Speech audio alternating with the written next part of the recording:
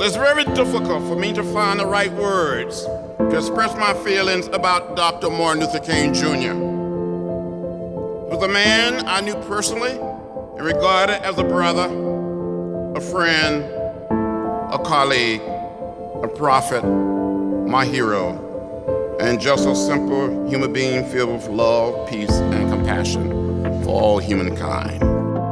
The reason I think we ought to celebrate Martin Luther King's birthday is not because it's a black holiday.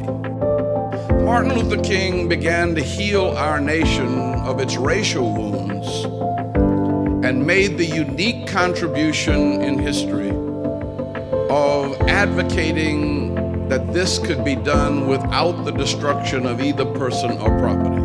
When I was first called upon by Dr. King to participate in the movement, I was 29 years old, 28 to be fact. He was 26. That's very young compared to what we did and what he did and what he led. And when this man from Nazareth, Alabama came to New York and we held council in the basement of the church, he said, it's a hard road that I think we're going to have to walk, Mr. Belafonte. And I'm not quite sure how many are going to be prepared to take the journey. But we need people who have visibility to help give legitimacy to our cause. And if you have this profile and would put it in our service, I think it might be somewhat helpful. And when he described the journey to me, I never looked back from that moment.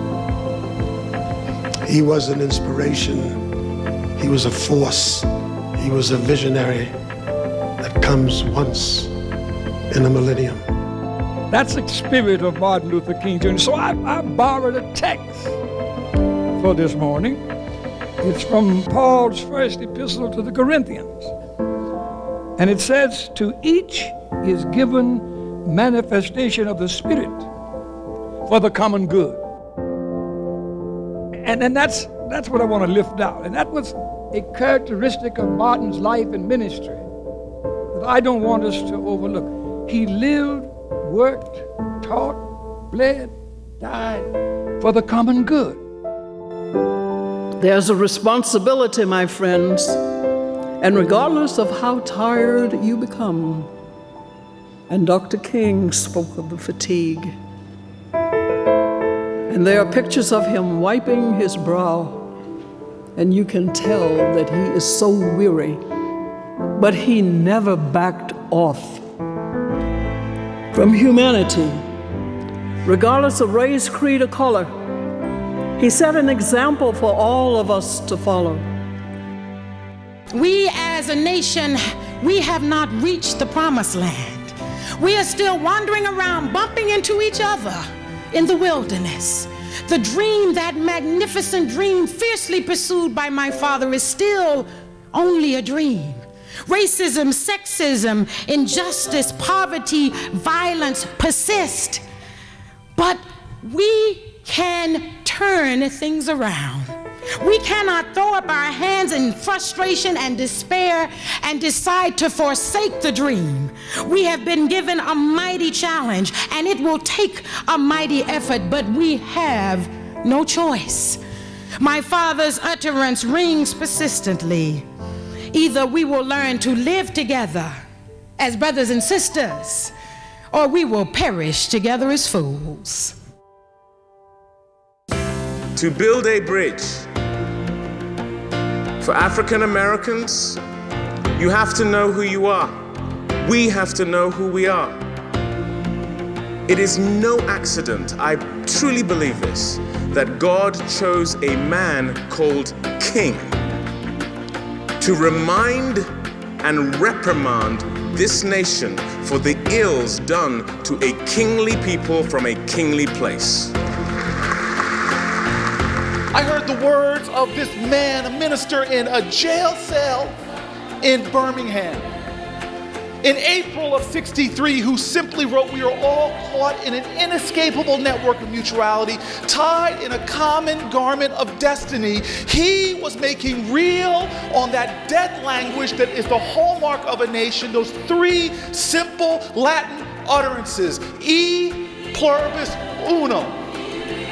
And so now we who stand here, in perfect reflections of the glory that came before us, we who come together, who find strength in one another, who join across those obvious gulfs that others put out but are just illusions, we who join hands in fellowship and brotherhood, it is our time now.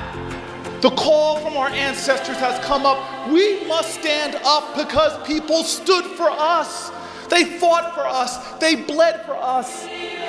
We must stand up because change will not roll in on the wheels of inevitability. It must be carried in on the backs of people willing to stand for it. We must stand up.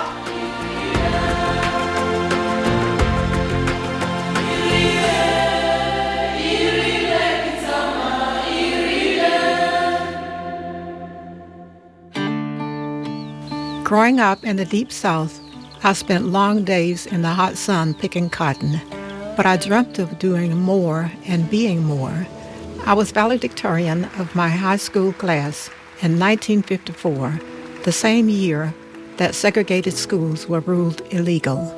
As a scientist, I worked to design the fuel system for NASA that helped put people on the moon. 31 years ago, as director of the General Mills Foundation, I was given the opportunity to bring together our community, to raise our voices and stand together for positive change. With the Martin Luther King Jr. Holiday Breakfast, we created a space to unite people on the topic of social justice and racial equity. The event grew and grew until we filled a big event center in Minneapolis, and thousands more watched from churches, community centers, and their homes. And through various scholarship programs, including the MLK Legacy Scholarship with the UNCL Twin Cities, we've already sent over 3,000 young people to college to help achieve their dreams. And today, we continue to think of Dr. King, who told us the ultimate measure of a man is not where he stands in the moments of comfort and convenience, but where he stands at times of challenge and controversy. And so our work is to inspire people to rise up to be what they ought to be. We must all share the dream to stand up and rise together.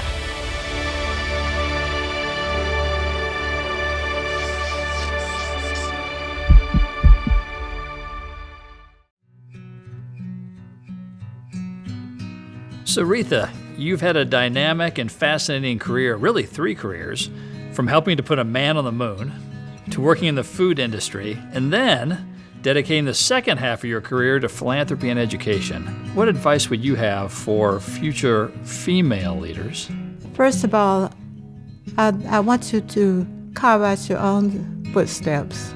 Don't imitate me, but be bold enough to carve out your own footsteps. Be bold enough to make your own way.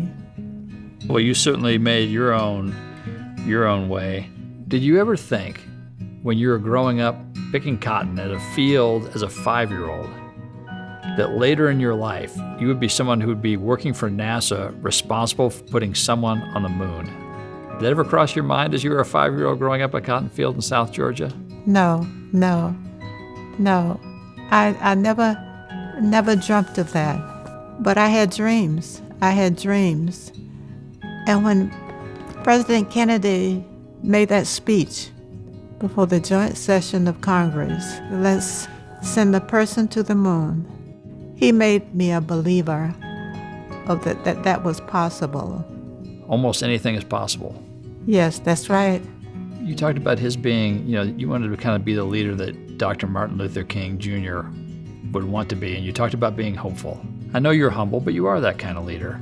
Did you ever expect, when you were young, to leave such a rich and lasting legacy on the next generation? No. That fulfilled my dream. What message would you like to relay to people who are watching this? They can do even more. And I hope that they will be inspired to do even more. I hope this Martin Luther King Jr. holiday breakfast means a lot to young people, especially. Dare to dream. Yeah, dare to dream. Dare to dream. Well, thank you so much for coming today. Well, thank you.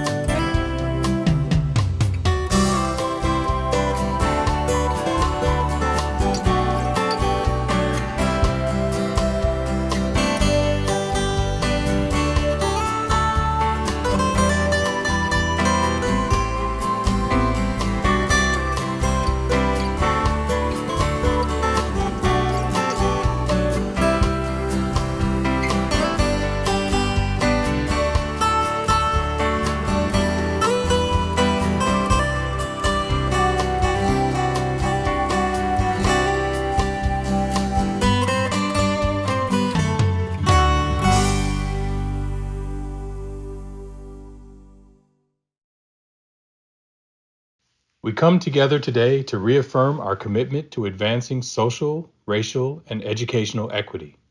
We join our rising voices to celebrate the words, legacy, and lessons of Dr. Martin Luther King Jr., who believed above all else that love is the most durable power in the world. Our call for bold social action is grounded in peace and nonviolence as a way to foster unity and change. We strongly condemn the recent violent acts that took place in our nation's capital. As a community, we reject all violence and lawlessness. We remain steadfast in our commitment to Dr. King's principles of nonviolence. Nonviolence as a means to bring about social change seeks understanding and compassion. It seeks to defeat injustice, not people. Nonviolence encourages education, empathy, and allyship to help transform people and society. Thank you for joining us. Portions of today's program were pre-recorded.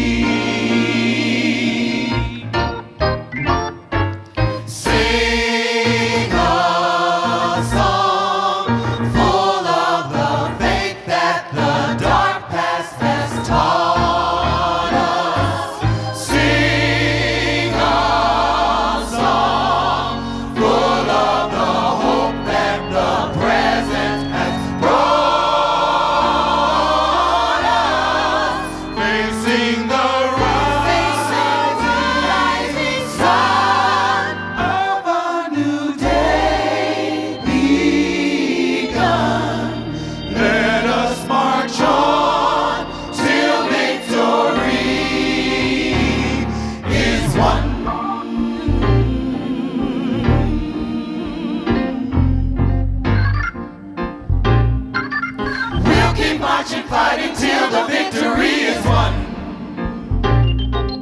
Hold your head up, brother, till the victory is won. Keep believing, sister, till the victory is won. Till that day comes, let us march on till victory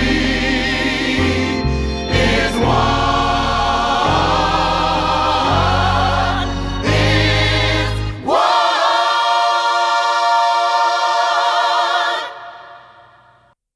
Good morning, good morning. What an inspiring way to kick off our program today. Thank you to Billy Steele and the choir of the Fellowship Missionary Baptist Church. Thank you for your passion. You sounded remarkable. Greetings to each of you. It's my great privilege to welcome you all to the 31st annual Dr. Martin Luther King Jr. Holiday Breakfast, our very first virtual presentation. My name is H. Adam Harris. I use the pronouns he, him, and I am honored to be serving as the MC for your program.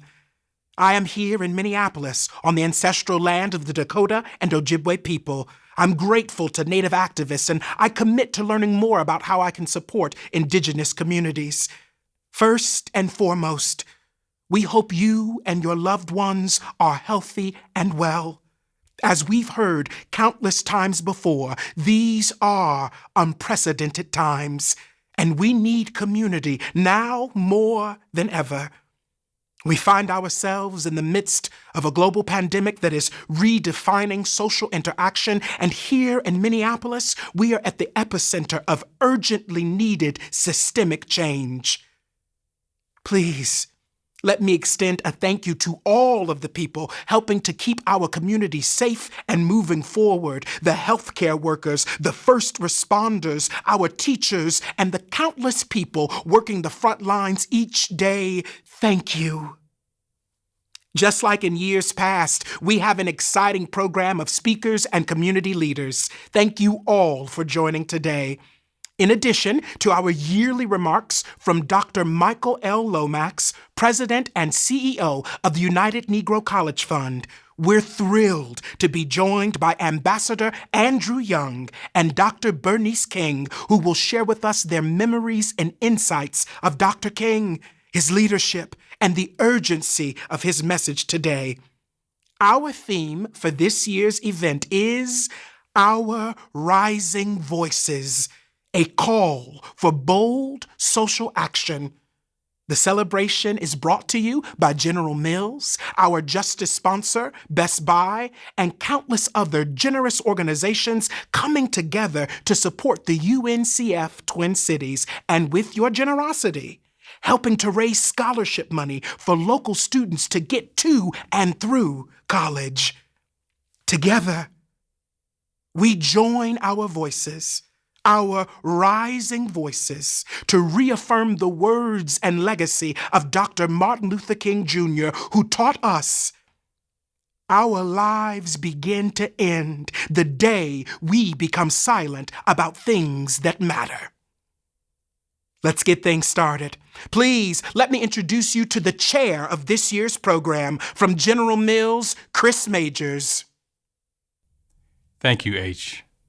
Welcome, everyone. I'm Chris Majors, Director of Food Safety and Quality for General Mills Global Meals Products, and I'm honored to serve as this year's chair. I'm excited to celebrate Dr. King's birthday and also further the vision of the United Negro College Fund to make college more accessible to African American students. This celebration has been a community tradition for the last 31 years. We find ourselves in challenging times, so this year may look a little different, but nothing was going to stand in the way of us bringing our community together for this event. At this time, I would like to introduce you to a few members of our faith community for a traditional invocation. Thank you so much, and I hope you enjoy the program. Greetings, I am Reverend Dr. Ron Bell, the senior pastor of Canfor Memorial United Methodist Church, and it is so good to be with you this day as we celebrate the life legacy of the Reverend Dr. Martin Luther King Jr. The scripture calls us to pray in times like this, when the land is sick, when our community is sick, when the nation is sick. And so we are called through the scriptures to come together, to humble ourselves, to turn from our wicked ways, to pray and to seek God. And so, again, it's good to be in a place where we can do just that. We can come together to pray. And so now I want to invite my friend, the Imam, to continue in this legacy of prayer on days like this. Assalamu alaikum. Peace unto all of you. My name is Imam Mohammed Dukle, Imam of the Masjid Al-Ansar and also Islamic Institute in Burnsville. I join my colleagues in celebrating the life and legacy of Dr. Martin Luther King, who died for the cause of humanity, preaching peace, togetherness, and harmony for this nation and for justice. And so I'm glad to be here this morning. And I now turn over to Rabbi Zimmerman. I'm Rabbi Marcia Zimmerman, the Senior Rabbi of Temple Israel, and I join my colleagues in this interfaith prayer and this beautiful moment where we honor the legacy of a great leader, Martin Luther King Jr. I am the inheritor of Rabbi Abraham Joshua Heschel, who walked hand in hand with Reverend Dr. Martin Luther King Jr. 1965, the March on Selma. And upon the rabbi's return, he said and quoted Frederick Douglass as he said, "Praying for freedom never did me any good till I started praying with my feet." We in the Jewish community and the interfaith community are now here at this moment in history praying with our feet. We're praying with our feet at 38th in Chicago. We're praying with our feet on the steps of the capitals throughout this country. We're praying with our feet in our sanctuaries, sacred spaces, in coming together. May we hold on to hope. May we pray with our feet. And now for the invocation, I turn it back over to my colleague and friend, the Imam. Let us pray.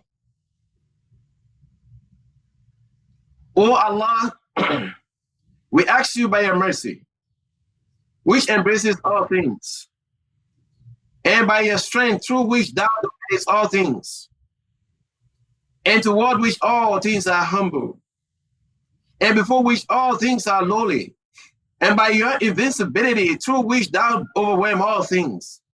O Allah, guide our leaders, our newly elected president, Joe Biden and Kamala Harris, and others, in decisions that they make for the people of this great nation and our world. And Allah, do not allow their personal pride to blind their actions. Bless America, bless Minnesota, and bless all other nations in the world, particularly during this crisis of COVID-19. In the name of Allah, the most gracious, the most merciful, we pray. Ameen. I'd like to thank each of you for sharing your wisdom and inspiration today. Like you so eloquently stated, with our rising voices, as a community, we are stronger together. Next, I would like to welcome a few special guests. Good morning to everyone watching the 31st annual MLK Holiday Breakfast. I'm honored to join you virtually today. Of course, I missed the big crowd, seeing everyone, but we all know it's much safer. And I see that light at the end of the tunnel, and I'm so hopeful next year we will see you in person. I'd like to thank the General Mills Foundation and the United Negro College Fund for hosting this breakfast and for the work that you do every single day to honor Dr. King's legacy by supporting the next generation of social justice leaders. I can think of few times in our nation's history when the lessons of Dr. King and the theme of this year's breakfast, a call for bold social action, have been so important. Today, our country is reeling from the events of January 6th at our nation's capital, in which a violent mob stormed in the Senate and House chambers in an effort to strike at the very heart of our democracy. It was an insurrection. And yes, there were those in their ranks who carried Confederate flags and wore clothes covered in racist and anti-Semitic slogans. According to one historian, the Confederate flag made it deeper into Washington on January 6, 2021 than it did during the Civil War. And this came as sadly certain elected members of Congress joined in attempting to subvert the will of voters by trying to throw out state certified electoral votes from the 2020 election, certified in every single state. But in the end, democracy prevailed. As the incoming chair of the Senate Rules Committee, I was up there on the rostrum when Vice President Pence and Speaker Pelosi and myself and so many other leaders at 3:40 a.m. finally declared Joe Biden and Kamala Harris the winners of the 2020 election. It was a reminder that through it all, our democracy lives, with a strong bipartisan majority confirming the results, and a reminder that our American spirit will not be broken.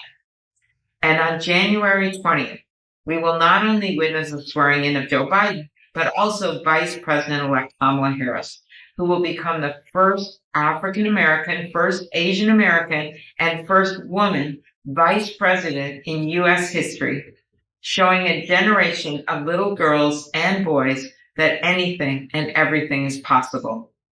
And that same week, Reverend Warnock, my friend, the pastor of Dr. King's former congregation at the Ebenezer Baptist Church, will become Georgia's first Black senator. As Dr. King once said, human progress is neither automatic nor inevitable. Every step toward the goal of justice requires sacrifice, suffering, and struggle. The path to progress nearly always includes struggle. The pandemic and the pandemic economic fallout has swept across this country, disproportionately impacting communities of color, with the numbers who have died, with the numbers who are on the front line, with the numbers who have lost their jobs. We've seen some people double down at the same time on efforts to suppress the vote, targeting voters of color. We've seen systemic racism in our justice system once again laid bare after the horrific murder of George Floyd. So now is the time for us to respond to systemic racism with this systemic change and to collectively raise our voices. It is time to heed Dr. King's words. The time is always right to do what is right. So what does that mean? It means we act now to distribute vaccines. It means acting now to pass the Justice in Policing Act and reform our justice system, and passing the John Lewis Voting Rights Advancement Act to strengthen voting rights. It means acting now to ensure that the coming economic recovery lifts up communities of color, because everyone deserves equal pay, equal access to housing, healthcare, education, and equal opportunity. And it means acting now to confront white supremacy and domestic extremism in this country. As President-elect Biden so beautifully put it, it's time to end this grim era of demonization and to unite. So please continue to raise your voices to call for bold action. In the name of Martin Luther King Jr., in the name of your sons and daughters and the generations to come, I will continue working in Washington to make change happen. Thank you. Hello, I'm U.S. Senator Tina Smith. For years on Dr. King's birthday, we have been coming together to celebrate his life and his message and to sing him happy birthday. And I have to tell you, this year I needed for us to come together more than most. This has been a hard and dangerous year in our country, and we have confronted hard truths. So today, let us recommit ourselves to the fight for justice and the bold action that Dr. King called us to. Happy birthday, Dr. King. Hello, everyone. Governor Tim Walz here. Today, we celebrate Martin Luther King Jr. Day and honor a man who inspired generations of Americans to build a more just and loving society. The world Dr. King dreamt of is a world we are still working to shape together. We have seen that COVID-19 pandemic has only exacerbated existing inequities for communities of color. And last May, the world watched in horror as George Floyd's humanity was taken away from him in front of all of us. Both the pandemic and George Floyd's death have exposed what we already knew to be true, that there's an urgent need for meaningful change in our state and country. We'll not wake up one day and have the disease of racism cured. We must do everything in our power to come together as one community to deconstruct generations of racism in our state so that every Minnesotan, Black, Indigenous, brown, or white, can be safe and thrive. Together, we must ensure that Dr. King's life and legacy as a leader of the civil rights movement continues to live on in Minnesota and across the entire country. Good morning. It's been 31 years since the very first annual Martin Luther King Jr. breakfast, and perhaps now in 2021, it has never been so important. When we see racial injustice, we rise up with one voice, we call it out. When we see George Floyd killed at the hands of police officers or insurrectionists at the Capitol, we stand up, we're honest, we tell the truth. And where we can pass economic policy that is inclusive, as Jim Crow was exclusive, we must do so. Now, we have to make sure that the precision of our solutions matches the precision of the harm that was initially inflicted. We can do a whole lot better. We can do a whole lot better in finding opportunities to create more fair and equitable systems for community safety, and then we must seize on them. And there's a lot of unknowns going into 2021 and on the horizon, but one thing is for sure. 2021 will demand the best of us. And this is an important early chapter in that work ahead. Thank you so much to General Mills and to UNCF for their extraordinary work in bringing us all together. And thank you so much to everyone for tuning in. Happy Martin Luther King Jr. Day. Hi, I'm St. Paul Mayor Melvin Carter. While this enduring public health and economic crisis prevents us from gathering together in person, I'm honored to join you virtually for this 31st annual Dr. Martin Luther King Jr. Holiday Breakfast. Now more than ever, the legacy and message of Dr. King continues to offer us hope, encouragement, and a bold vision for moving through these challenging times. As we continue to chart a path forward, inspired by his vision, the ongoing collaboration, partnership, and support across our public, private, and nonprofit sectors will be critical. Today, join me in recommitting ourselves to harnessing the resilience and power of our beloved community, and in one voice, continue our fight to ensure no one is left behind. Together, we can continue to chart a path forward for all of us. Thank you, stay safe, keep your masks on, and I look forward to seeing you soon. I'd like to thank you all for being part of our program today. Thank you for your leadership in our communities and your messages of solidarity and hope. At this time, please let me introduce the Chairman and CEO of General Mills, Jeff Harmening. Good morning. I am so honored to be here today as we celebrate the life and the legacy of Dr. Martin Luther King Jr. I come to you humbly, and I know that to change the inequity Black people and other communities of color face in America will require every single one of us to play a role. Many of you were here when Vernon Jordan served as keynote speaker of this event years ago. I was lucky enough to speak with him before the event, and I remember something clearly that he said, which was Dr. King took down the wall. Now, the hard part is picking up the bricks afterwards.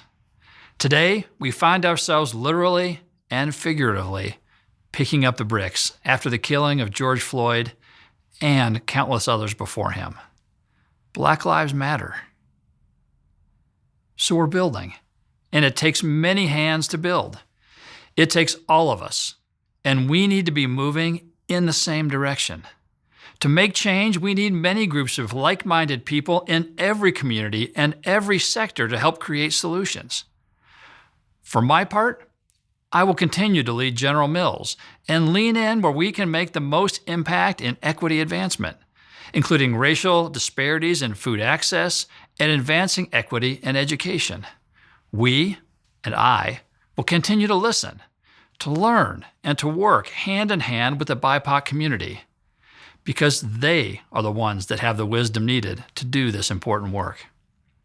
And because one of the most important things in the corporate sector we can do is to operate in ways that promote social justice, we will continue to focus on equity and representation among our leaders, our workforce, and our supply chain.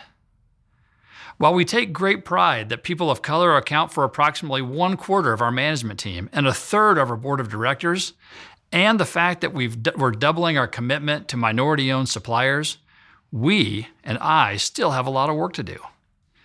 And while we certainly don't have all the answers, we publicly share some of the resources we found helpful at General Mills, including our allyship tools. These are materials that can help create a culture of belonging and inclusion for all. So if you're interested, you can find them on our website. And if you're part of a Minnesota business, I would strongly encourage you to join the Minnesota Business Coalition for Racial Equity, which brings together more than 80 Minnesota-based corporations and community partners to help drive meaningful change.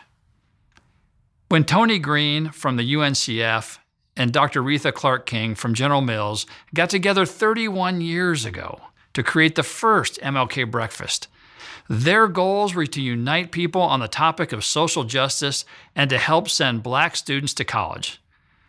We remain steadfast. I remain steadfast in those commitments because they are more important today than ever before. We can't solve racial inequity this year alone, but we can and must make meaningful progress and tangible progress in 2021 and 2022, and every year we must get better, because this is what building looks like, and this is what commitment looks like. So I thank you so much for joining us today. Thank you all for your inspiring message of hope and resilience. The hardest part of rising up, of bold social action, is maintaining hope in the face of grave injustice. I remind you that hope is a discipline. If we stay the course, I believe we can keep bending the arc of the moral universe towards justice. I'm thinking of Dr. King's speech, "Where do we go from here?" Darkness cannot put out darkness. Only light can do that. And I say to you, I have also decided to stick with love. For I know that love is ultimately the only answer to humankind's problems, yes. And I'm going to talk about it everywhere I go. I know it isn't popular to talk about it in some circles today. No. And I'm not talking about emotional bosh. When I talk about love, I'm talking about a strong, demanding love, yes. For I have seen too much hate. And I say to myself that hate is too great a burden to bear. Yes, that's right. I have decided to love. If you are seeking the highest good, I think you can find it through love. Thank you for that inspiring reading, H. Voices have power. I believe everyone tuning into this program can think of a time when someone else raising their voice made a difference in their life. Whether it was a parent advocating for you at school, a teacher encouraging you to choose a certain field of study, a manager at work who supported you for a promotion, or even what seemed to be a dissenting voice that may have felt abrasive at first, but in hindsight changed your thinking for the better. Dr. King, who had a significantly low approval rating with Americans, and specifically white Americans, at the time of his death, had such a voice. Dr. King had a voice that has resounded through the years and has changed a lot of lives. For my life, one instance specifically comes to mind. From 1965 to 1966, Dr. King co-led the Chicago Freedom Movement, a campaign which sought to challenge discrimination in employment, education, and housing in Chicago. During this time, Chicago was one of the most residentially segregated cities in the country. Black home seekers in the city and surrounding suburbs were effectively barred from middle-class, predominantly white neighborhoods, preventing families from living where they wanted to. As a result of this movement, the Fair Housing Act was signed in 1968.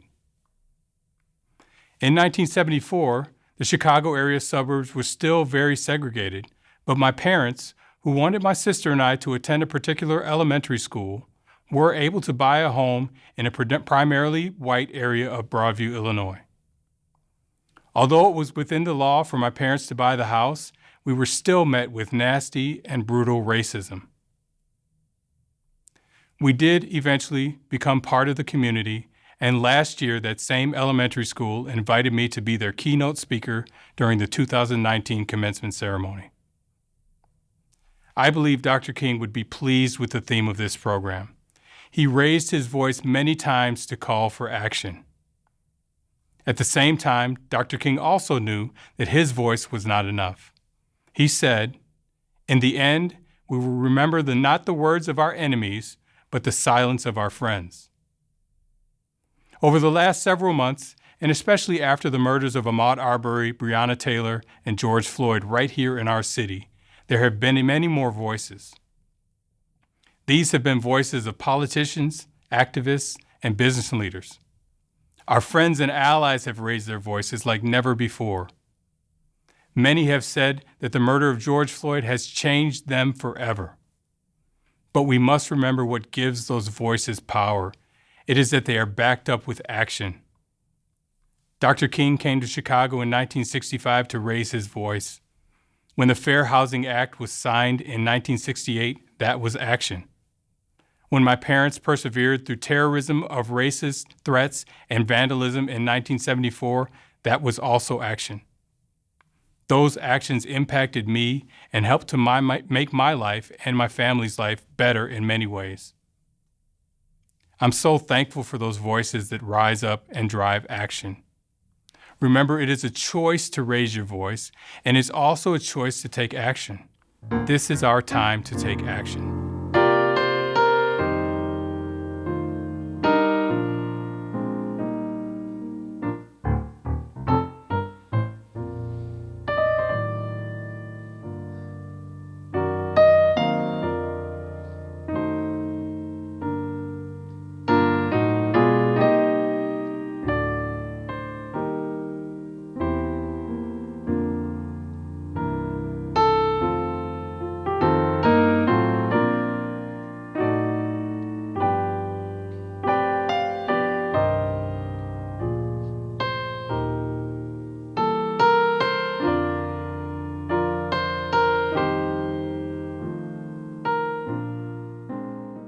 Hello, everyone. My name is Kofi Bruce, and I'm honored to serve as the Chief Financial Officer for General Mills.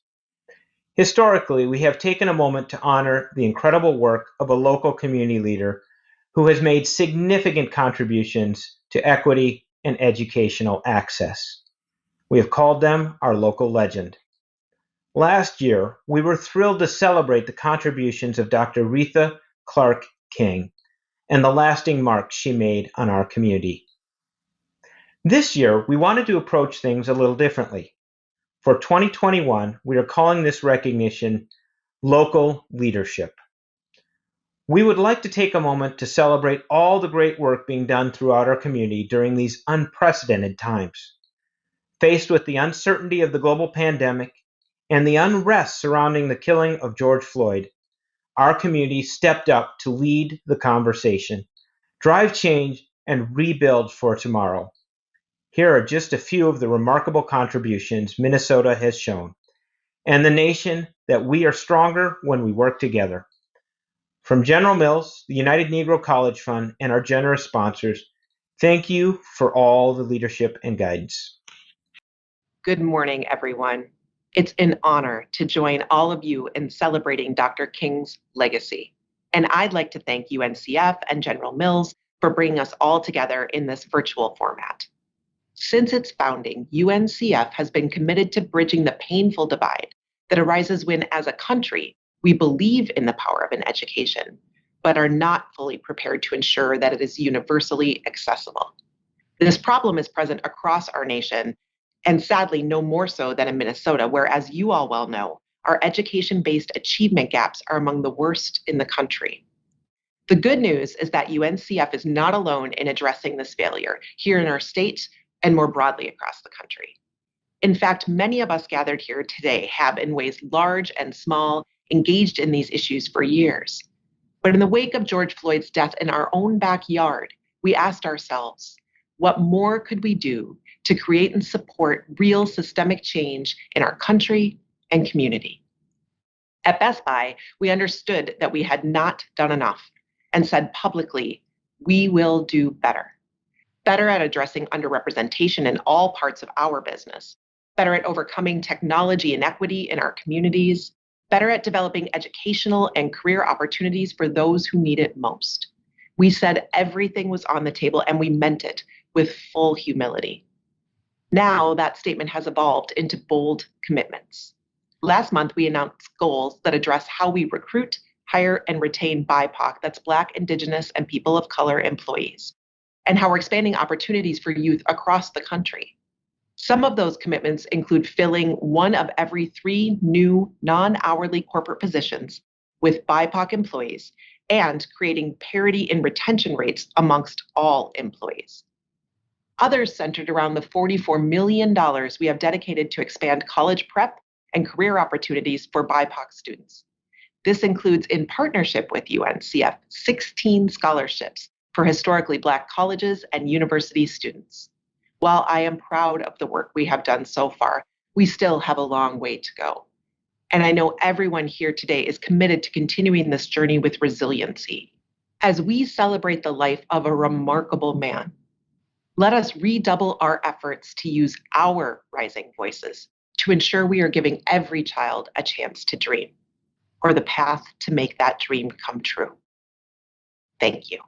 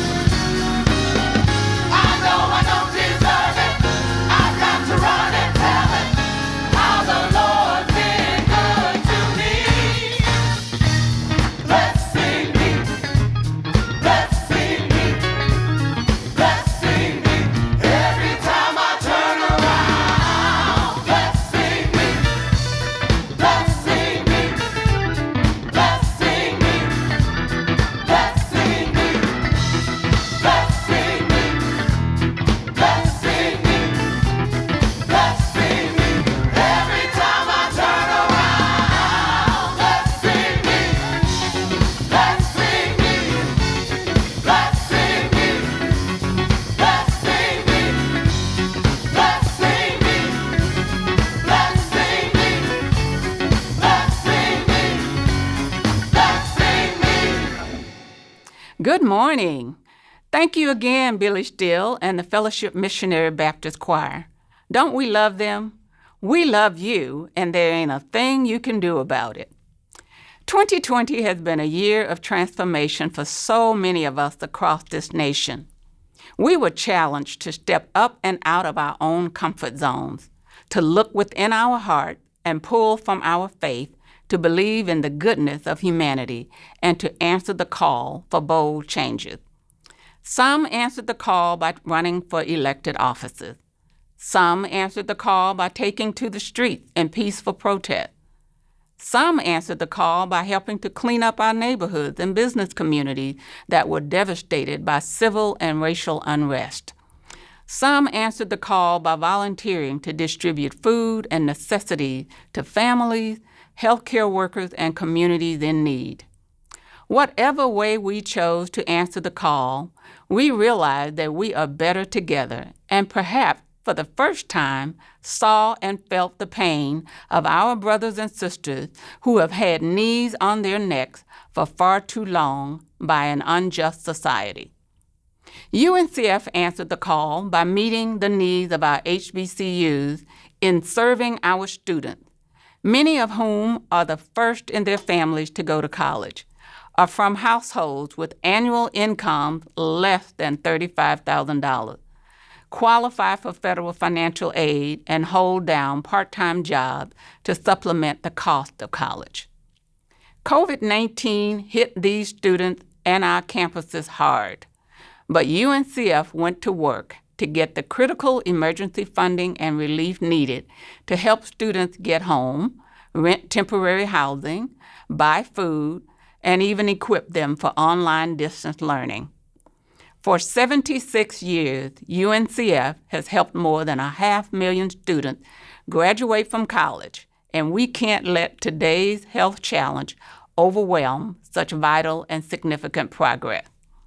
Foundational HBCU legacies and dreams of a college education and a brighter future must not be washed away by these turbulent times. We are laser-focused on the work at hand. While UNCF, HBCUs, and our students are in uncharted waters, we will persevere together with our partners, foundations, corporations, and generous individuals like you, who have not wavered in your generosity and support, who make our work possible and believe so strongly in our mission.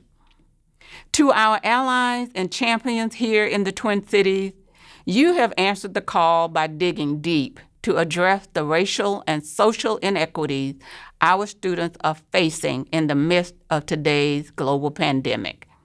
Your financial investments in UNCF recognize that education is a human right, and educational opportunity must be equal for all.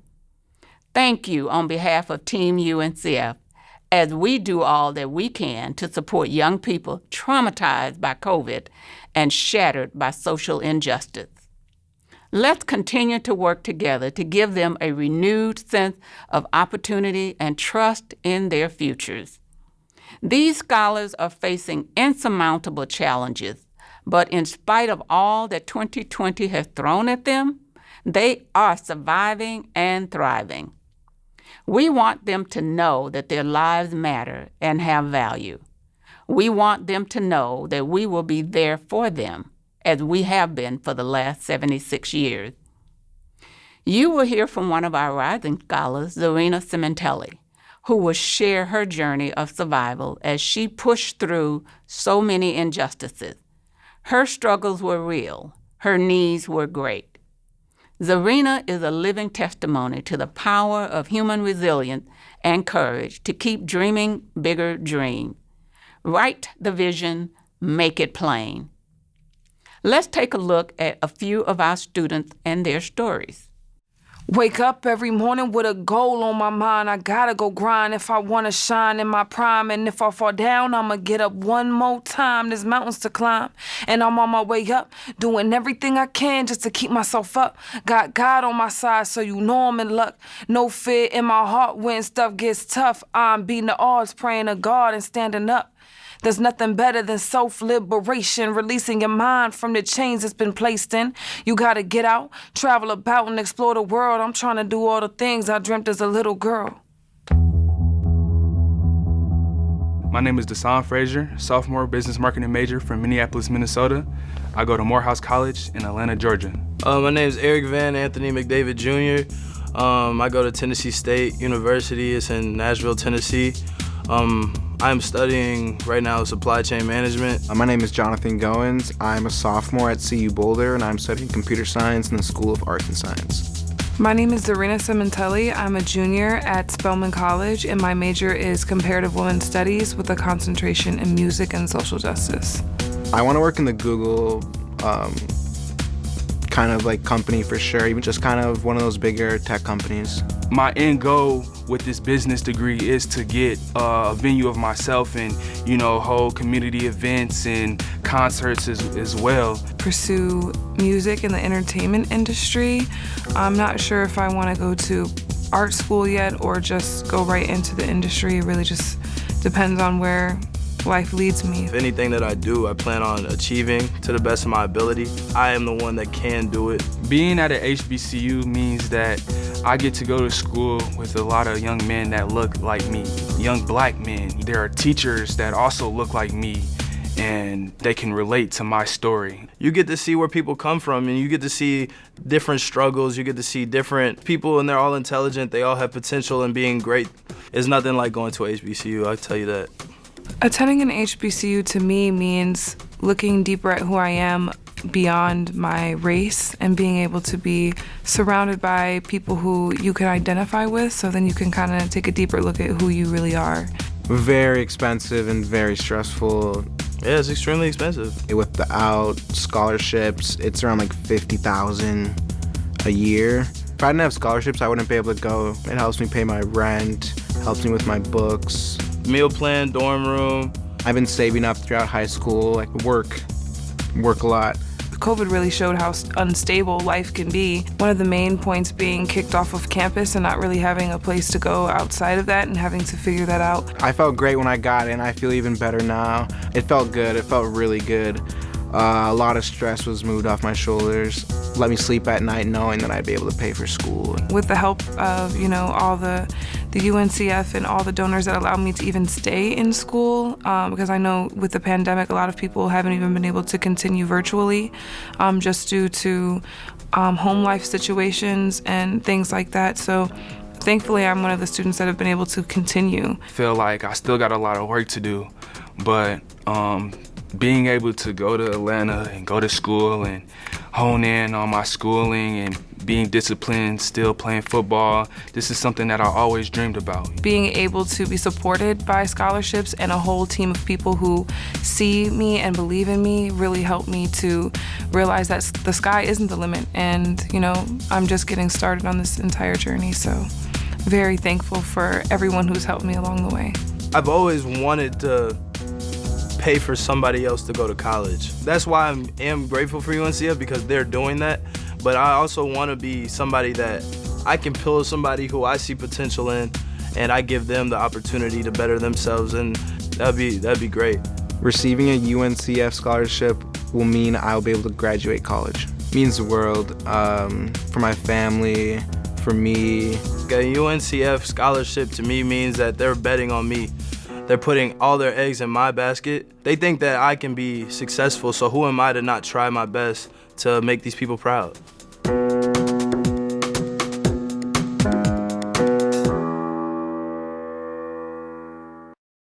These are just a few of the inspirational stories of our young scholars.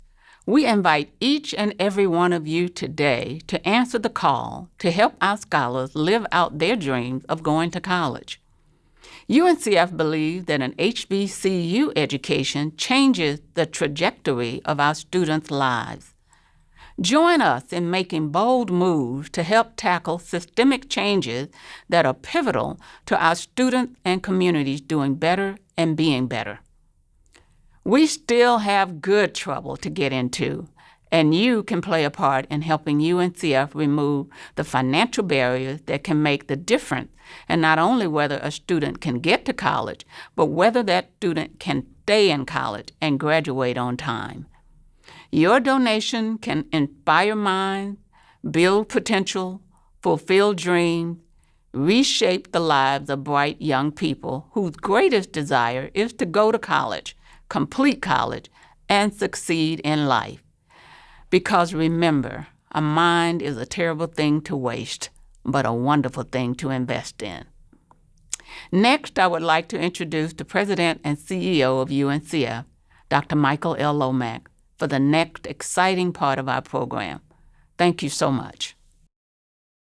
Thank you, Laverne. Well, ladies and gentlemen, today we have an exciting program that's really quite different from the way we've ever done this before, and I've been attending these for now 15 years. A virtual discussion with two extraordinary human beings. Dr. Bernice King, the youngest daughter of Martin Luther King Jr. and Coretta Scott King. A powerful voice in America today, a leader in civil and human rights, and a friend. We're delighted to welcome her to this conversation. And also in this conversation is Ambassador Andrew Young.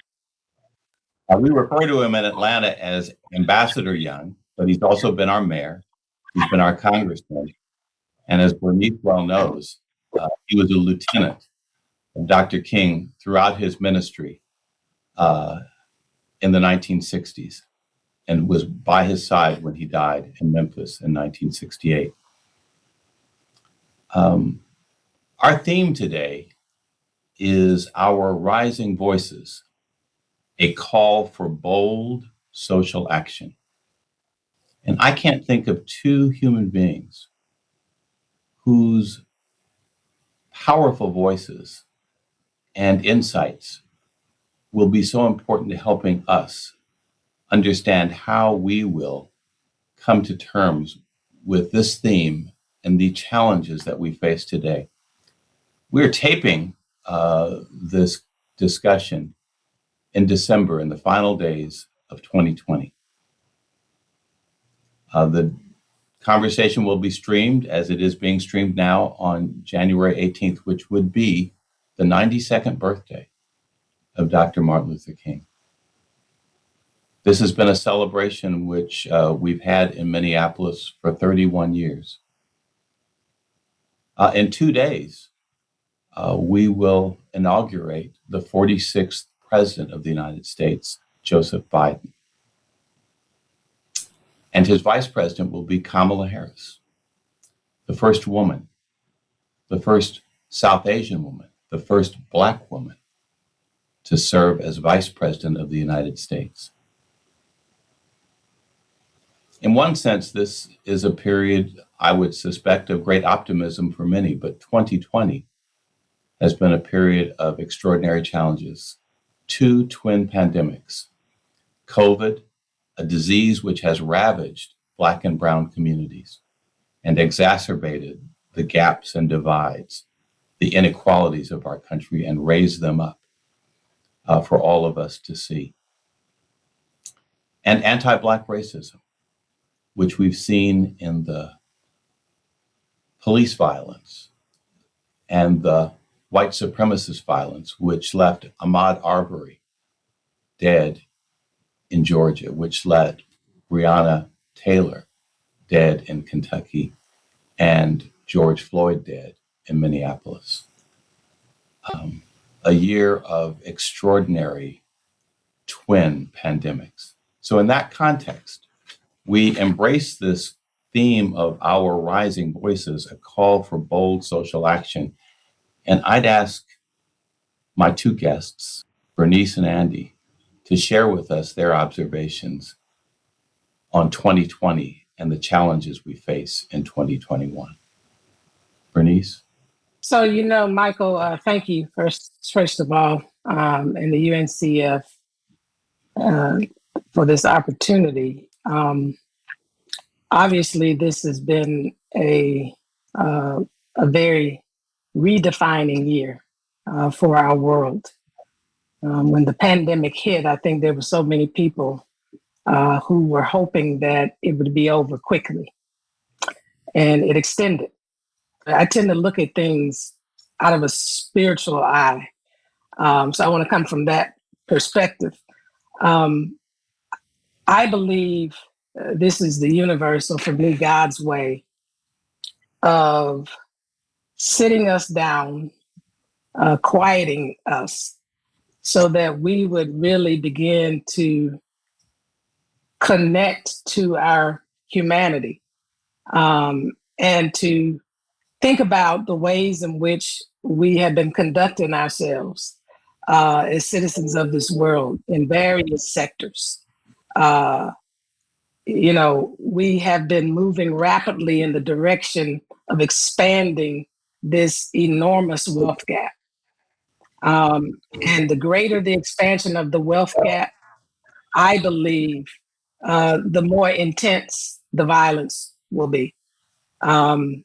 We were moving dangerously close to being so polarized that we were going to end up in a very uncivilized state.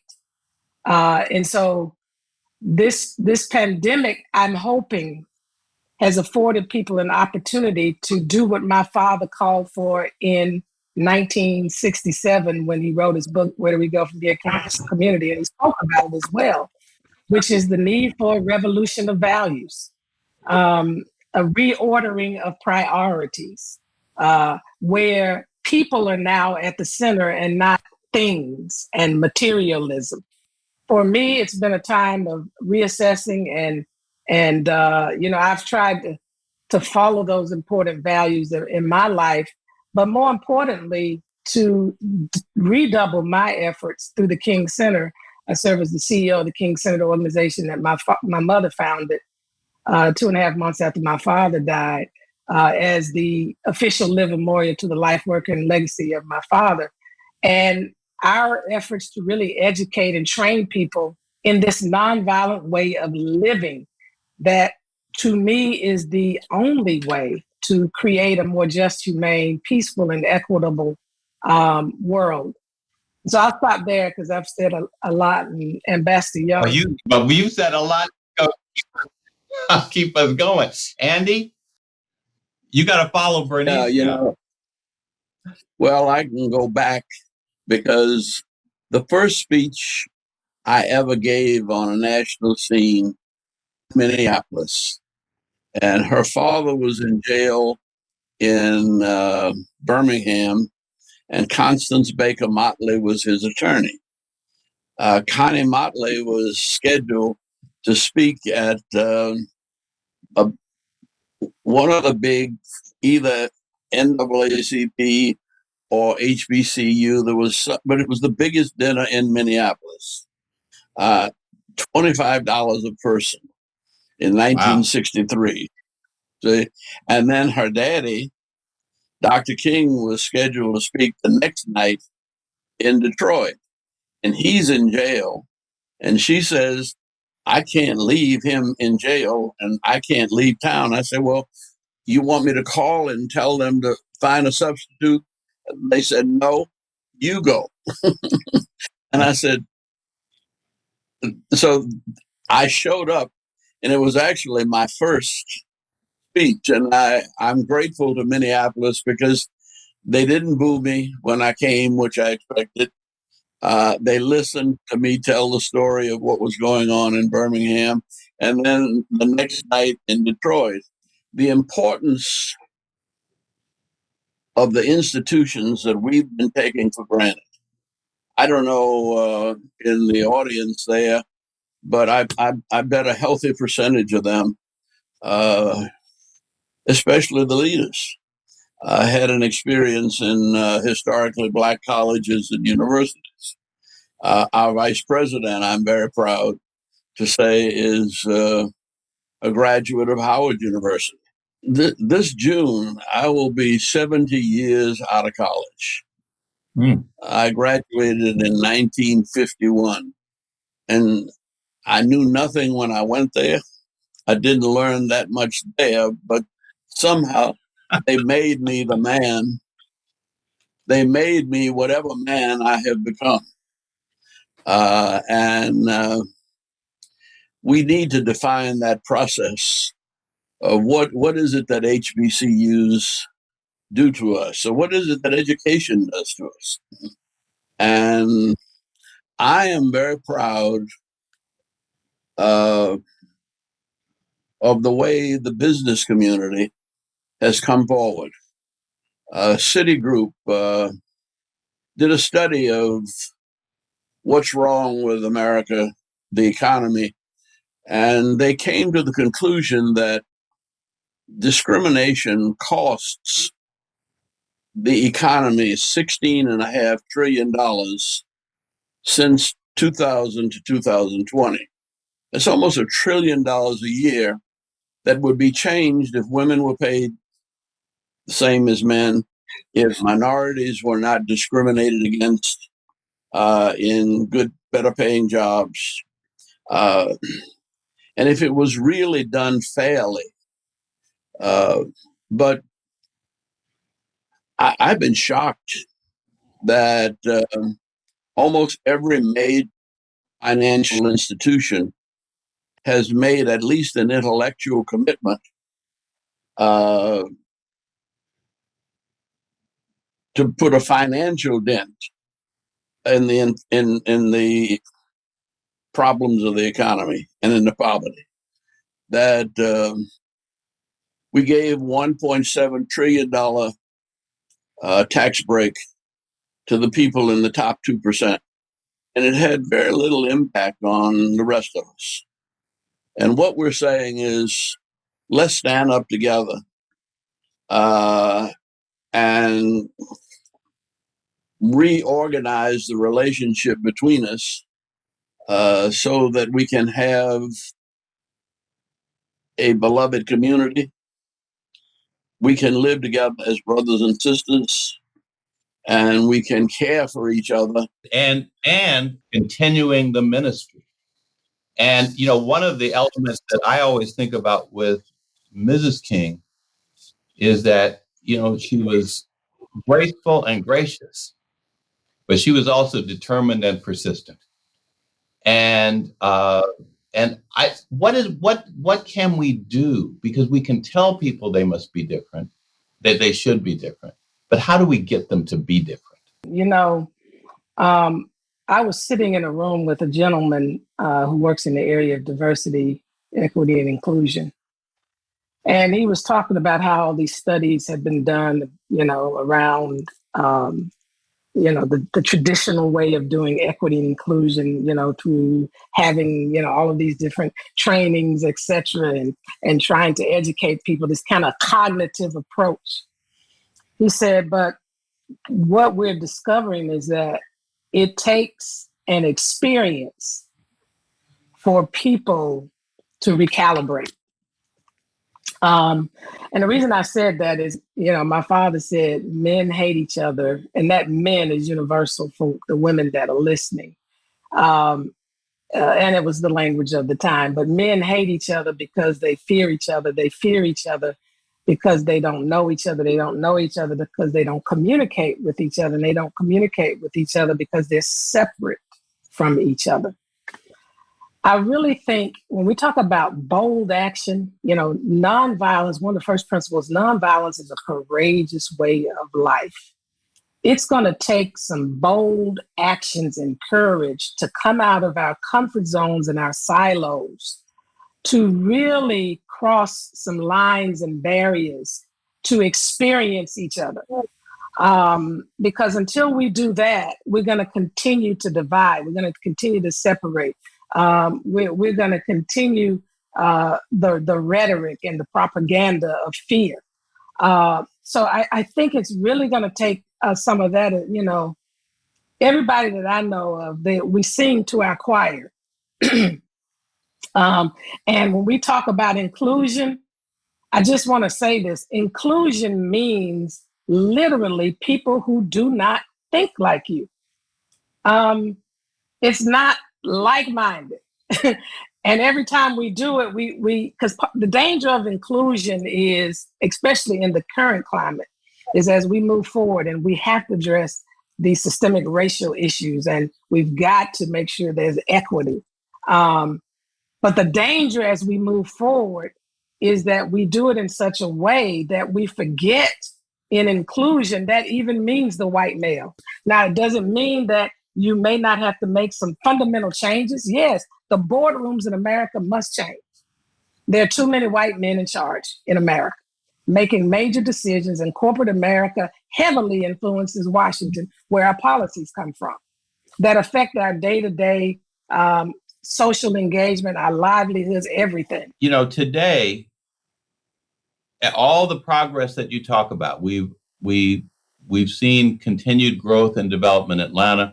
You see continued growth and development in Minneapolis, but we leave a lot of people behind. Yep. And we also see an emerging racial, I want to say, I mean, it's almost like, how did we get back to this kind of white supremacy? How did we get back into demonizing Black people? So I want to ask Bernice, what's different about today that is going to make the solve different? I think it's in the theme. The theme, a call for bold social action. I had an opportunity yesterday to participate in a press conference between the National Black Bank Foundation and Fund with the Atlanta Hawks. Two members of my Leadership Atlanta class, a Black gentleman and a white gentleman, were together in a march during the whole Ahmaud Arbery thing. Or it may have been George Floyd. And they got together and said, you know, how can we really make a dent on the racial wealth gap? A Black gentleman and a white gentleman. And through their conversation, they came up with this concept of creating kind of sort of an umbrella to position Black banks to be able to bring their collective resources together so that they can make greater loans. Because there's a limit to the number of loans that most Black banks can make. What this did was it enabled people like the Atlanta Hawks to do good business with good banks, because it was a bold action that a Black man and a white man came together. And now you have the Atlanta Hawks doing business with a Black bank. If we're going to change that wealth gap, home ownership is important. The African-American community lost a lot of wealth in 2008 with the mortgage crisis. And, if you don't have the leverage of home ownership, you can't progress that far.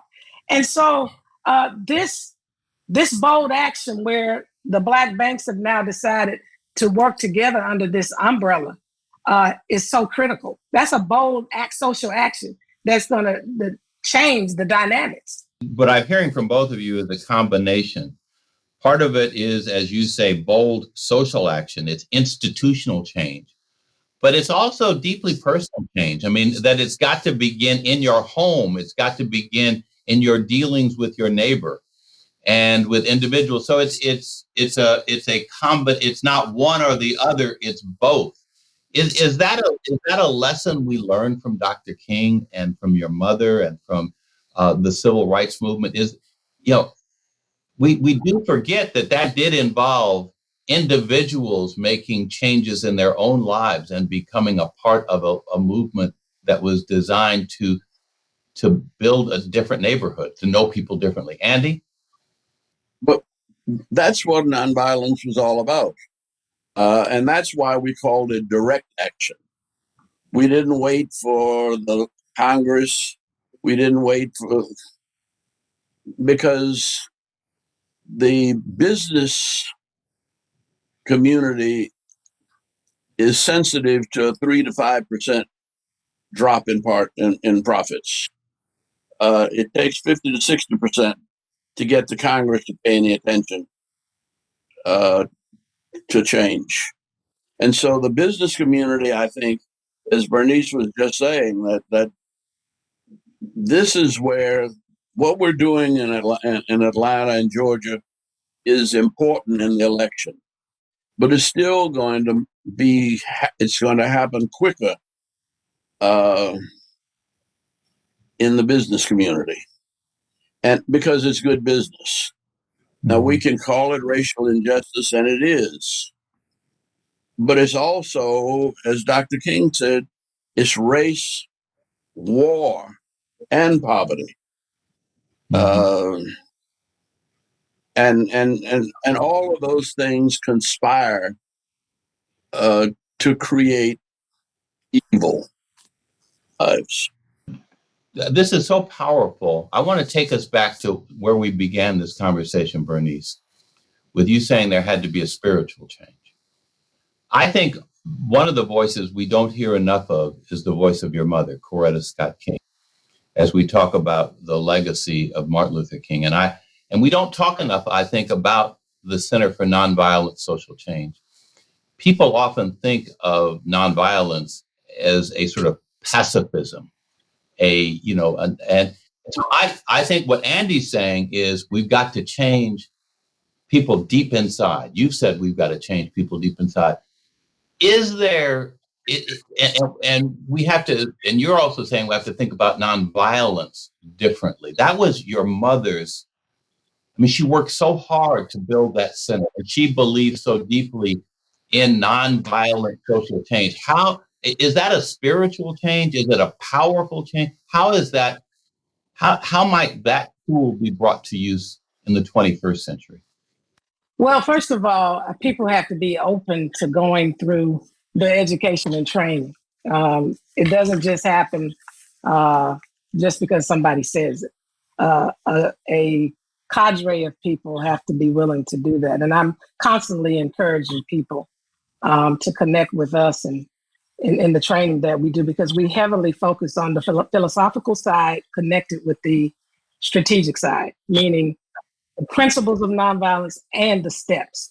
Because if you follow the steps without the principles, then you might get some change, but you're not going to get the permanent change that's needed, the sustainable change, because the principles are what keep us focused on creating the beloved community. Because in the end, the dignity of the personhood is important. You don't attack people. You don't destroy people. You stay focused on the issue. You don't try to defeat the people. At the end of the day, you're trying to find a win-win pathway and win people over instead of win over them. And so when I think about nonviolence, we have a definition at the King Center that says that it is a love-centered way of thinking, speaking, and acting that leads to personal, cultural, and social transformation. And that's where the spirituality is.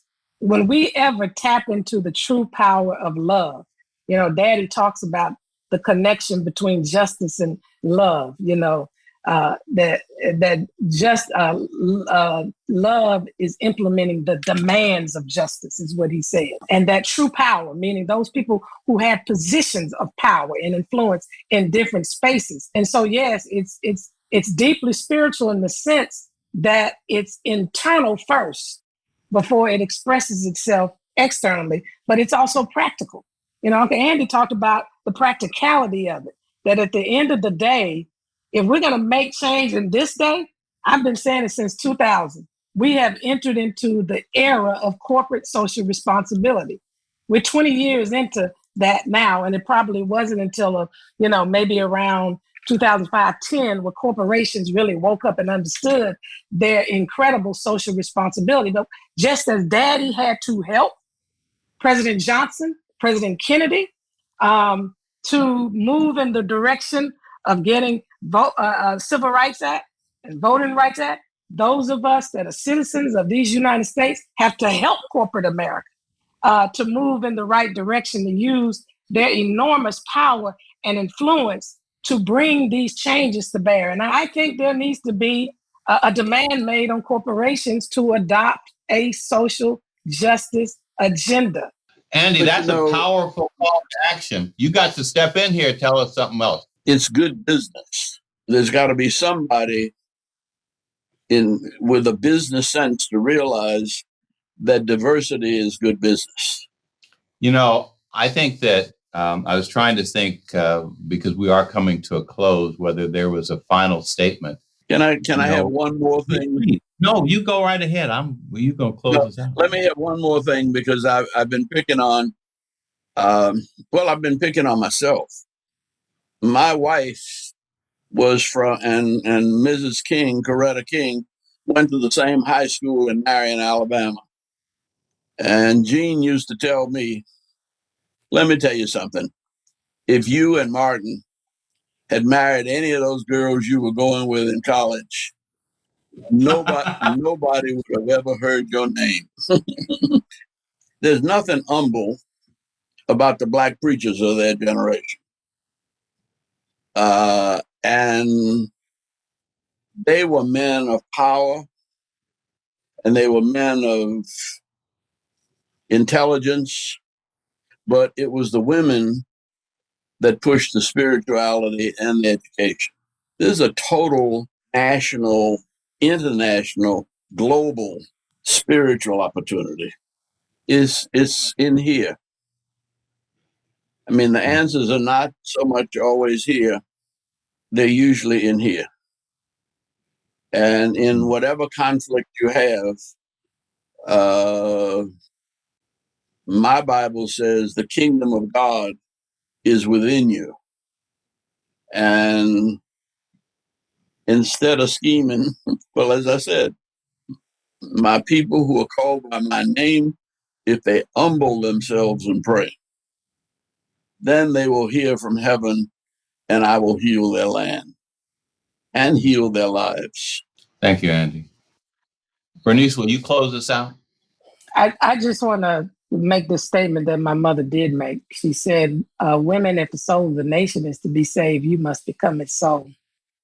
And I'm delighted. Say that again. Say that again, Bernice. Say that real slow. Women, if the soul of the nation is to be saved, I believe you must become its soul. I'm delighted and elated that our nation now has a woman, that will be serving as the vice president. I think it's going to continue to move us in the direction that we need to go as a nation and the world, because we do have to save the soul of America. There's something, and I don't want to be biased in this, but I am going to be in closing. I have noticed in all of the different groupings of people that Black women in particular are very inclusive. If you look at any struggle, if you look at any cause, if you look at anything that Black women typically, and there are exceptions obviously to every rule, have been the head of or a part of, we bring everybody to the table and in the room. And so I think we're going to see some powerful things. And yes, we have to put the necessary pressure on the administration, as we do with any administration. But this is, I said it in 2010, this is the century of the woman. And if we can get more women in corporate America in CEO positions, it would be incredible, because we do need to have a balance in this nation. And the restoration of our soul is at stake. Well, I want to thank you, Bernice King, Dr. Bernice King. I want to thank you, Ambassador Andrew Young, for what has been one of the most incredible conversations I've been honored to participate in. Thank you. Thank you for your brilliance, your insight, and your generosity in sharing. This has been wonderful, and I hope that our listeners, our viewers, will be inspired, moved, and called to action by the words they've heard here today. Because our rising voices A call for bold social action has been articulated in this conversation today. Thank you, thank you, thank you. From Dr. King's writing, 1958. I must say to you that I still believe that love is the most durable power in the world. Over the centuries, men have sought to discover the highest good. It is love. You may have the gift of prophecy and understanding all mysteries. You may be able to break into the storehouse of nature and bring out many insights that men never dreamed were there. You may ascend to the heights of academic achievement so that you will have all knowledge. You may boast of your great institutions of learning and the boundless extent of your degrees. But all of this amounts to absolutely nothing devoid of love. But even more Americans, you may give your goods to feed the poor. You may give great gifts to charity. You may tower high in philanthropy. But if you have not love, it means nothing. You must come to see that it is possible for a man to be self-centered in his self-denial and self-righteous in his self-sacrifice. He may be generous in order to feed his ego and pious in order to feed his pride. Without love, benevolence becomes egotism and martyrdom becomes spiritual pride. So, the greatest of all virtues is love. It is an eternal reminder that love is the most durable power in the world. Thank you, H. Wow. Thank you for sharing the words of Dr. King with us. They are a reminder that our work is never done. We need to keep using our voices. We need to keep stepping up and taking action. First, thank you to Best Buy and all of our sponsors who help bring our program to life. Thank you to Billy Steele and his choir for sharing their talents with us, and H. Adam Harris for being such an awesome MC. I also want to thank Dr. Michael L. Lomax, Ambassador Andrew Young, and Dr. Bernice King for an inspiring and thought-provoking discussion. There is much work to be done. We cannot rest because, as Dr. King said, injustice anywhere is the threat to justice everywhere. He also said, intelligence plus character, that is the true goal of education.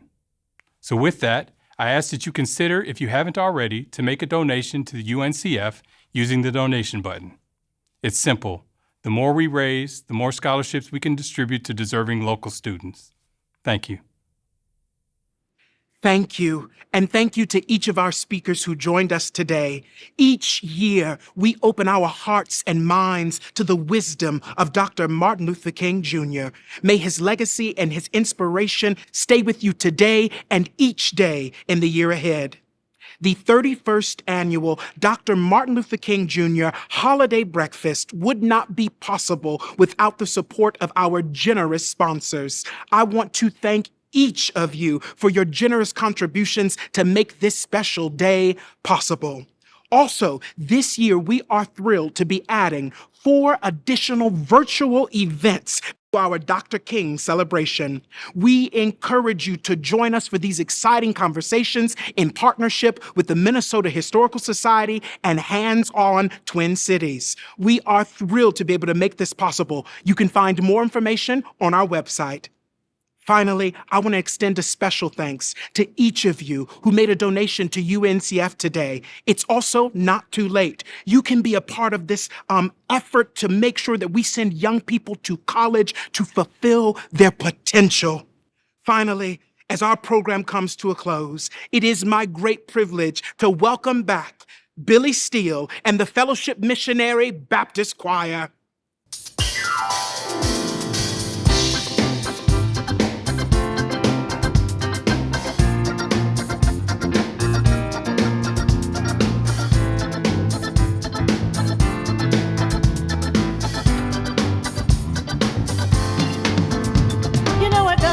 Much sense. There ought to be a law against anyone who takes offense at your celebration We all know in our minds, oh, that there ought to be a time that we could set aside to show just how much we love you. And I'm sure you would agree, what could fit more perfectly than to have a world party on the day you came to be. Happy birthday to you. Happy birthday to you. Happy birthday. Happy birthday to you. Happy birthday to you. Happy birthday. Well, I just never understood how a man could die for good, could not have one day that would be set aside for his recognition. It shall never be, yeah, just because some cannot see. The dream as clear as could be, that they should make it become an illusion. We all know everything that he stood for time will bring, for peace in our hearts sing, thanks to Martin Luther King. Happy birthday to you.